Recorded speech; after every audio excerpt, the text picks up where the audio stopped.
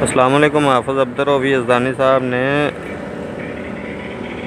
फवाद चौधरी के खिलाफ जोड़ा बयान दिता सी, साहब ने फवाद चौधरी के खिलाफ थोड़ा जिहा बोले ने। उन्होंने 3 सालों वास्ते जोड़ा ना वो 4th शेड्यूल दे रखवा दिता है कि ना जुम्मा ना कोई चीज़। तो यह शिया नवाजियाँ क्यों हो रही ने और शान सिद्दीक़ अकबर रज़ी अल्लाह तआला अन्हु दे विच जिहड़ियां दिन ब दिन गुस्ताखियाँ हो रही ने, इन्हां दे बारे तुहाडा की मौक़िफ़ है? बिस्मिल्लाहिर्रहमानिर्रहीम। लक़द रज़ी अल्लाहु अनिल मुमिनीन। गुज़ारिश है अल्हम्दुलिल्लाह कि नबी पाक सल्लल्लाहु अलैहि वसल्लम दे जितने सहाबी ने सब जनती ने। साढ़े बच्चों का छोटे बड़ियां का ईमान है कि जिन्हें ईमान की हालत के अंदर रसूलुल्लाह सल्लल्लाहु अलैहि वसल्लम का चेहरा वेख लिया, दीदार कर लिया, वो जनती है। तो जिन्होंने लोगों को बार बार जन्नत दीयां बशारतां दित्तियां गईयां ने, तो जो सहाबा का इमाम है, अशरा मुबशरा के अंदर जिहड़ा पहला नंबर है, खिलाफत के अंदर जिहड़ा पहला नंबर है, इमामत के अंदर मुस्तफा के बाद जिहड़ा पहला नंबर है। बल्कि मैं समझना कि हर नेकी के अंदर, हर अमल के अंदर अल्लाह ने हज़रत अबू बकर सिद्दीक रज़ी अल्लाह तआला अन्हु नूं पहला नंबर अता फरमाया।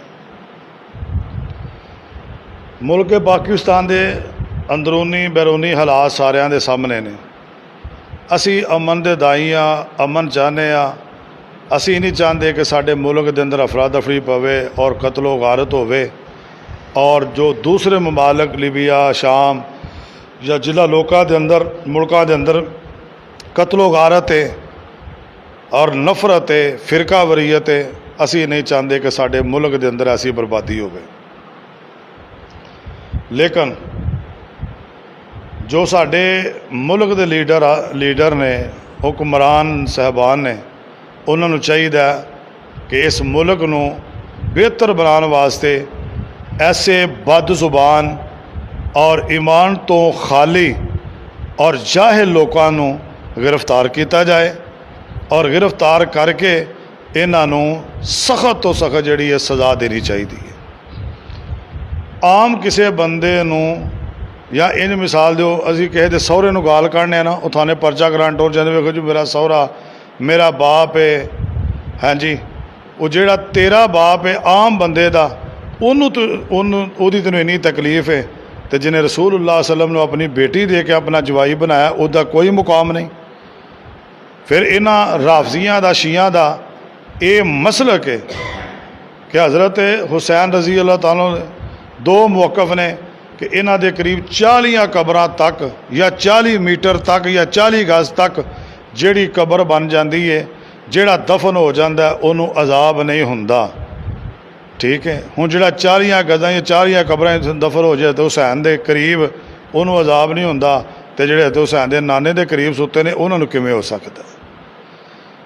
नंबर 2, रसूलुल्लाह सल्लल्लाहु अलैहि वसल्लम अल्लाह ने भैड़ी शायद दुनिया के अंदर कोई दी नहीं अज तक। दुआ की सी, अल्लाह मैनू दोवां चों एक दे दे, या हशाम का बेटा अमर दे दे या खताब का बेटा उमर दे दे। तो अल्लाह अबू जहल भी दे सकते सन, उमर क्यों दिता है? क्योंकि अल्लाह फरमांदे ने, सोने जिवें दा तू सोना मैं तेनों तेरे यार भी सोने देंगा, प्यारे देंगा।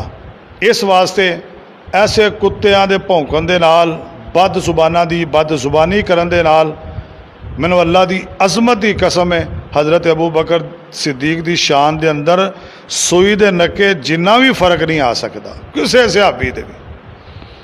कोई भी है उम्मतुल मोमिनीन के खिलाफ बोले, इस तो पहले एक रज़ा सुल्तानी है, वो बड़ी बदजुबानी करता है, माज़ अल्लाह उन्हें तो सहाबा नूं हरामी तक लफज बोलिया, लेकिन उसकी तस्वीर दे दी गई है गिरफ्तारी की, उसके बाद उंजियो लगा फिरता है।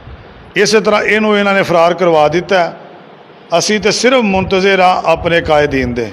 अगर मुल्क पाकिस्तान बंद करना पिया या सहाबा की नमूस इज़्ज़त एहतराम वास्ते कायदीन हज़रत अल्लामा प्रोफैसर साजिद मीर साहब या हज़रत अल्लामा इब्तिसाम इलाही ज़हीर साहब, हज़रत अल्लामा हिशाम इलाही ज़हीर साहब, मोतसम इलाही ज़हीर साहब, फैसल अफजल शेख साहब, आमर सिद्दीकी साहब, यानी जो साढ़े अकाबर या साढ़े बड़े लीडर ने कायदीन, जिदन सानू ना काल दे दी अल्लाह के फजलो करम के नाल ਅਸੀਂ ਸਿਹਾਬਾ ਦੀ ਇੱਜ਼ਤ ਵਾਸਤੇ ਆਪਣਾ ਤਨ ਮਨ ਧਨ ਜਾਨ ਹਰ ਸ਼ੈ ਕੁਰਬਾਨ ਕਰਨ ਵਾਸਤੇ ਤਿਆਰ ਆ।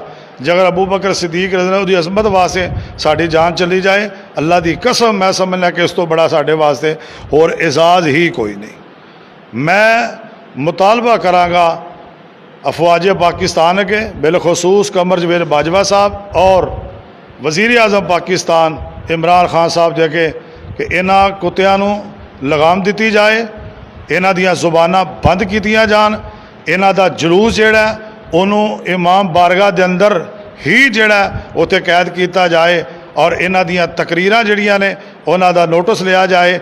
इन्हां दे बयान अगे तो इशारे किनारे दे नाल गल्लां करदे सन, हुण तो सरेआम गालां दे रहे हैं और इन्हां दा शायद कि मकसद ये वे कि असीं इश्तिहाल च देंगे ये कोई अहले हदीस या देवबंदी या बरेलवी हबाब उठ के हज़रत हुसैन के बारे गल करनगे, हज़रत मौला अली के बारे गल करनगे या हसन के बारे करनगे कि ये कोई उन्हां दे खिलाफ बोलणगे।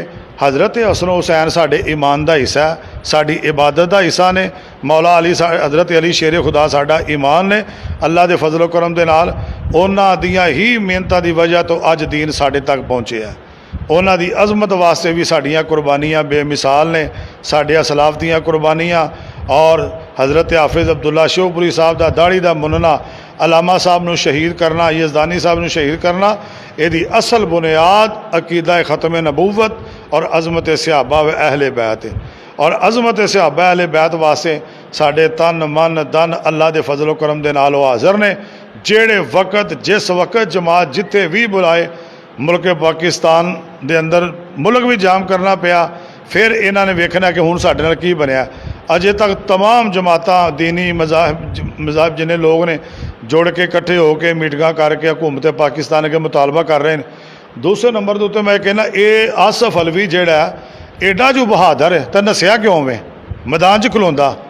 डॉक्टर अशरफ आसफ जलाली के खिलाफ तो अदालत च टुर गया सी, वो भी इस वास्ते गया सी ये जाहिल न डर नहीं हैगा बिल्कुल, ये दिल के अंदर यानी हया शर्म कोई नहीं, तो ना ये कोई समझदा अपने मैं बड़ा बहादुर हाँ, कोई बहादुर नहीं।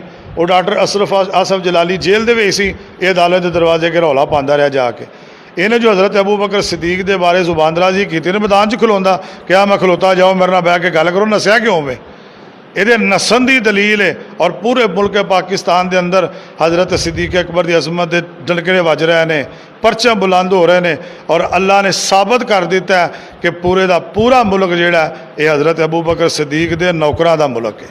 जनाब हज़रत उमर के मनन वालियां दा, जनाब उस्मान के नाल मुहब्बत करने वाले, हज़रत अली नाल प्यार करने वाले, उम्महातुल मोमिनीन दी हया करने वाले और आल रसूल दा हया करने वालियां दा मुल्क है।